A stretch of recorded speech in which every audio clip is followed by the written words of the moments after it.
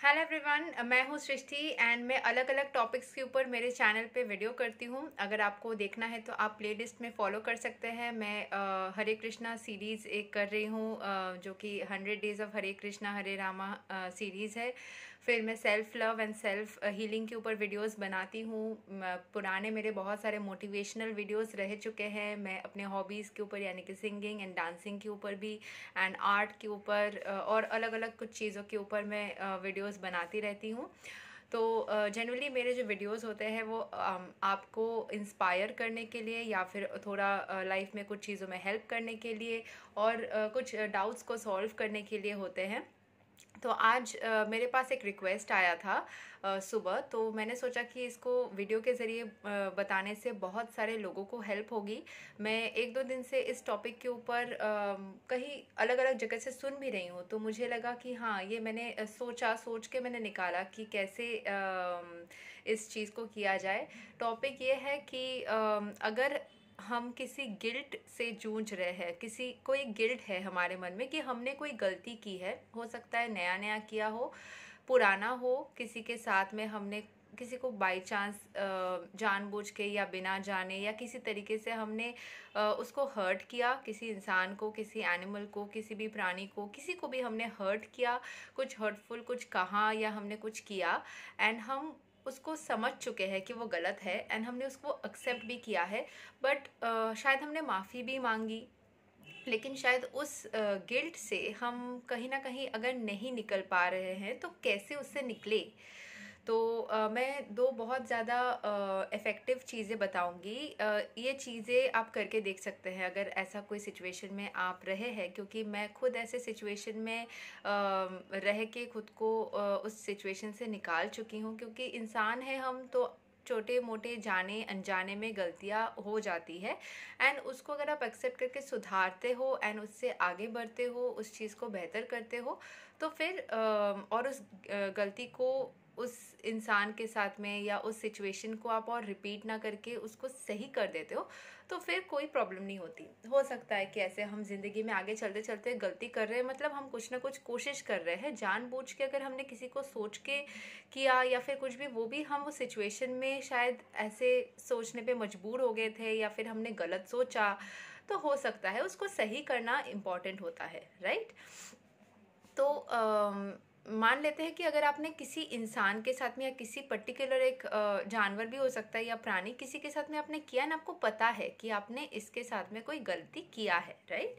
तो आपने क्या करना है कि अगर आपके पास उस इंसान का कोई तस्वीर हो, आपके फ़ोन में हो सकता है या रियल में हो सकता है, या फिर उसके कोई मेमोरीज हो, उसका चेहरा आपको पता हो, तो आप उसको इमेजिन भी कर सकते हैं आंखें बंद करके, उसके चेहरे को या उसके आँखों को सामने सोच सकते हैं कि वो इंसान आपके सामने अगर है तो है वो आपके सामने, और आप उसके तरफ देखते हुए आप ऐसे उससे माफ़ी मांग सकते हैं उसके फ़ोटो को देखते हुए। अगर आप उससे वर्बली कम्युनिकेट नहीं कर पा रहे हैं या करना करना आपके लिए पॉसिबल नहीं हो रहा है, तो ये बेहतर रहता है। इनफैक्ट अगर आप वर्बली कम्युनिकेट करते भी है, उसके बाद भी गिल्ट रह जाता है ना, तो उसको ठीक करने के लिए आप फ़ोटो और या उसका सोच के आप माफ़ी मांग सकते हैं। पहले आप उसको बोल सकते हैं कि मैंने ये गलती किया था आपके साथ में एंड मैं उसके लिए उसको एक्सेप्ट करती हूँ एंड मैं चाहती हूँ कि आप मुझे माफ़ कर दें, जिसको हम लव वाइब्रेशन या फिर हो पोनो पोनो टेक्निक भी बोलते हैं। लेकिन आप उसको थोड़ा सिंपल करके, क्योंकि क्या होता है ना कि ये जो प्रेयर्स या टेक्निक्स होते हैं, इसमें इंग्लिश में कुछ वर्ड्स यूज़ किया जाता है, जैसे कि I am sorry, please forgive me, thank you, I love you, ऐसे करके आप अगर वर्ड्स बोलते हैं तो कभी कभी क्या होता है ना, वो फीलिंग जनरेट नहीं होती है, क्योंकि आप अलग अलग रीजन से बिलोंग करते हैं, आपको वो इंग्लिश में बोलना होता है, वो फीलिंग जनरेट नहीं होती है। तो बेहतर है उसी चीज़ को आप अपने भाषा में अपने तरीके से बोलिए ना। ऐसे जैसे होता है ना, बचपन में बुक्स में कुछ चीज़ें पढ़ाए जाते हैं, आपको बुक से डेफिनेशन लर्न करने में या तो समझ में नहीं आती, लर्न नहीं होती, लेकिन वो सही है, वो गलत तो है नहीं, लेकिन उसको लर्न नहीं कर पाते तो आपको याद नहीं रहता है, एग्ज़ाम में आप लिख नहीं पाते। लेकिन उसी को अगर आप अपने लैंग्वेज में करते हैं या अपने फीलिंग के साथ में उसको लेते हैं, उसी चीज़ को अगर आप करेक्टली कुछ और वर्ड्स के साथ में लिखते हैं या याद करने की कोशिश करते हैं, तो आपको याद रहता है। तो यही जो माफ़ी मांगने का टेक्निक है या होपोनोपोनो टेक्निक है, इसको आप अपने लैंग्वेज में उस फोटो को रखते हुए, इस इंसान को सोचते हुए आप ऐसे वर्बली कुछ जो है ना बाय डिफ़ॉल्ट लाइंस है, क्योंकि मैंने देखा है इससे हमेशा वो फीलिंग शायद जनरेट नहीं हो सकती है। तो आप मन से सोच सकते हैं, आप उस इंसान को बोल सकते हैं कि मैंने आपके साथ में ऐसा किया था, मन में या फ़ोटो को देखते हुए आप मुझे प्लीज़ माफ़ कर दें। फिर आप उसको फील करिए कि उस इंसान ने आपको माफ़ कर दिया है। और साथ ही साथ आप ये भी सोचिए, क्योंकि हम सब में ही भगवान है ना, तो उस इंसान में भी भगवान है, हम में, मुझ में भी है, आप में भी है, सब में भी है। तो हर प्राणी में, हर चीज़ में भगवान रहते हैं। एंड साथ ही साथ सुप्रीम गॉड सबको मिला करके सुप्रीम भगवान एक एनर्जी खुद भी है। तो आप भगवान से भी ओवरऑल माफ़ी मांगे कि भगवान, मैंने इनके साथ में ऐसा गलती किया था, ये मैं एक्सेप्ट करती हूँ, लेकिन मैं इस गलती से माफ़ी चाहती हूँ। एंड आप उसको फील करिए कि भगवान आपको बोल रहे हैं आपका नाम लेके। जैसे मेरा नाम है सृष्टि, तो भगवान बोले सृष्टि बेटा आपको मैंने माफ़ किया। तो आप इसको फील करिए कि भगवान, या आप इसको सोचिए अपने दिमाग में कि भगवान आपको माफ़ कर रहे हैं। अपने नाम को जगह पे लगा के आप सोचिए, जैसे मैं अपना नाम ले रही हूँ, आप अपना नाम लगा के कि बेटा आपको मैंने माफ़ किया। ठीक है। थर्ड क्या आएगा, आपको खुद को भी माफ़ करना पड़ेगा, बिकॉज आपके अंदर वो गिल्ट चल रहा है। शायद वो इंसान वो चीज़ को भूल भी चुका होगा या फिर उसको याद भी नहीं होगा, लेकिन आपके खुद के दिमाग में वो चीज़ चल रहा है।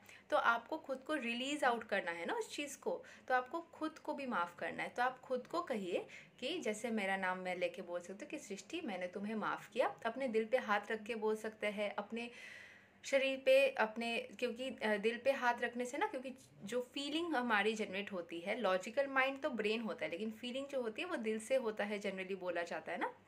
दिल पे हाथ रख के बोल सकते, सृष्टि आपने जो भी गलतियाँ किया है आज तक लोगों के साथ में जाने अनजाने में, उन सब के लिए मैंने आपको माफ़ किया। आप ऐसा खुद को बोलिए अपना नाम लेके। मैंने अपना नाम लेके एग्जाम्पल दिया, आप अपना नाम लेके खुद को ऐसे माफ़ कीजिए। ठीक है। तो पहली माफ़ी आपको उस इंसान को विजुअलाइज या उसका पिक्चर लेके उसको माफ़ी मांगना है, एंड ऐसा सोचना है कि उसने माफ़ कर दिया। आप ऐसा दिमाग में सोचिए एंड फील कीजिए। सेकंड, आपको भगवान से माफ़ी मांगना है। आप उसको चेंज भी कर सकते हैं, बट फर्स्ट क्योंकि आपने एक पर्टिकुलर इंसान या सिचुएशन आपको पता है, तो उस इंसान या सिचुएशन या जो भी है उससे स्टार्ट कीजिए, फिर भगवान से माफ़ी मांगिए। क्योंकि ऐसा बोला जाता है ना, अगर आप भगवान से माफ़ी मांगने जाएंगे तो भगवान भी बोलेंगे कि उससे तुम माफ़ी मांगो जिसके साथ में तुमने गलती किया है। इसके बाद भगवान से इसीलिए सेकंड में माफ़ी मांगिए कि मैंने ये गलती किया था, अगर अभी इसके ऊपर अभी भी इसका कोई प्रभाव है या जो भी है, इस गिल्ट से निकलना है तो आप मुझे माफ़ कीजिए।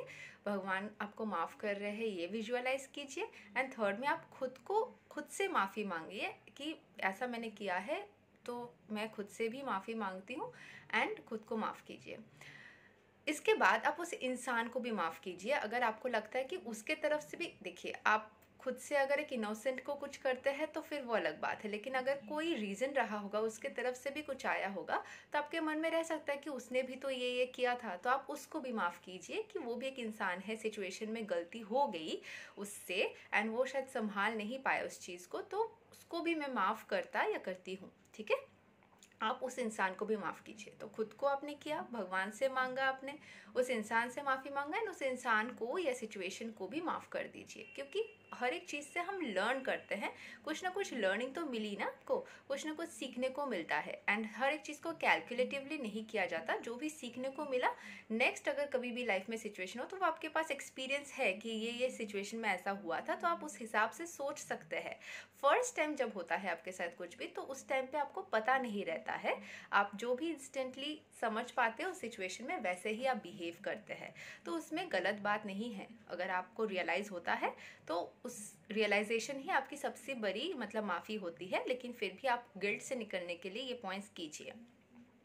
इन सब के बाद भी और एक चीज़ करना चाहिए, क्योंकि जब भी हम गुस्से में होते हैं या फिर हम प्रॉब्लम्स में होते हैं या कभी भी हम रो रहे होते हैं, तो सबसे पहले कोई भी आसपास का इंसान हमें क्या बोलता है कि पानी पियो, या हमें पानी ला के देता है।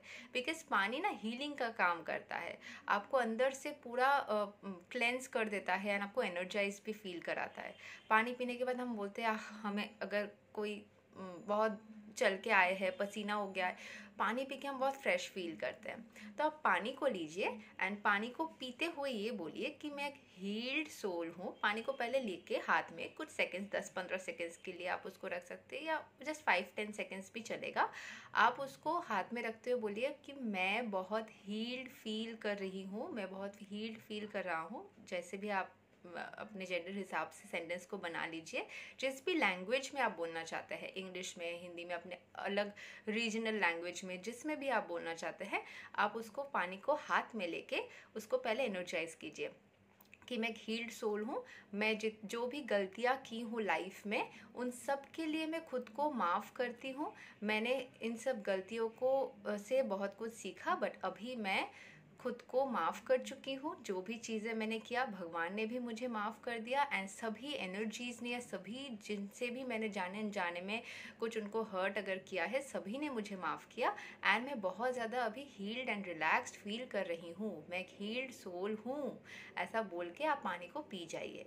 इसको जब भी आपको लगे, जब भी वो फीलिंग जनरेट हो, या आपको अगर अच्छा भी लग रहा है तब भी आपको लगे, आप खुद को, क्योंकि रेगुलरली हम चलते फिरते आगे पीछे, जाने अनजाने में रास्ते में चलते चलते कितने चींटियों के ऊपर चल जाते हैं, उनकी मौत हो जाती है, कितने इंसेक्ट्स को ऐसे ही आसपास मार देते हैं। तो वो सब भी तो कहीं ना कहीं एक कर्मा जनरेट होता है ना। तो आप चाहे तो इसको रेगुलरली कर सकते हैं कि मैंने जाने अनजाने में कहीं भी किसी को हर्ट किया, तो उसके लिए मैं भगवान से माफ़ी मांगती हूँ, उन सब एनर्जीज से, इन सब लोगों से, प्राणियों से माफ़ी मांगती हूँ, एंड मैं खुद से भी माफ़ी मांगती हूँ, एंड मैं खुद को माफ़ कर चुकी हूँ, एंड सभी ने मुझे माफ़ किया है।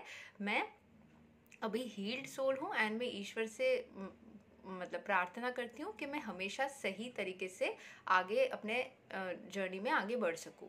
ऐसे करके आप पानी पी जाइए, इससे आप बहुत हील्ड महसूस करेंगे। इसको आप अगर बार बार करते हैं तो इससे आपके अंदर एक सुकून सा फील होता रहेगा, एंड आप कैसे सब गिल्ट विल्ट से निकल जाएंगे आपको खुद नहीं पता होगा। क्योंकि एक चीज़ को पकड़े रहने का कोई मतलब नहीं होता। वो एक बार हुआ था, लेकिन बार बार आप उसको सोच के खुद को हर्ट कर रहे हो, वो चीज़ ज़रूरी नहीं है। आपको खुद को, अगर आप हर्ट करते हो उस इंसान को, आपने एक बार किया, उसके दिमाग में भी वो टेलीपैथिकली जाएगा। अगर आप खुद भी बार बार सोचोगे तो आप उस एनर्जी को भी शायद हर्ट कर दोगे, एंड खुद को भी करोगे, तो इससे हर्ट वाली एनर्जी क्रिएट होगी। इससे अगर आप खुद को माफ़ करते हो, उससे माफ़ी मांगते हो, उसको भी माफ़ करते हो, तो इसमें एक हीलिंग वाली एनर्जी, रिलैक्स वाली, वो भी इंसान अगर उस चीज़ में बाई चांस है, शायद आपको लग रहा है कि है भी या नहीं, शायद है, तो आप उसको भी हील कर दोगे, खुद को भी हील कर दोगे। एक रिलैक्स, हील्ड, माफ़ी वाली एनर्जी रहेगी, तो शांति रहेगी खुद के अंदर भी, दूसरों के अंदर भी। तो आप ये तरीका अपना सकते हो, और आप कमेंट कर सकते हो कि आपको कैसा लगा। Thank you so much, take care, bye bye.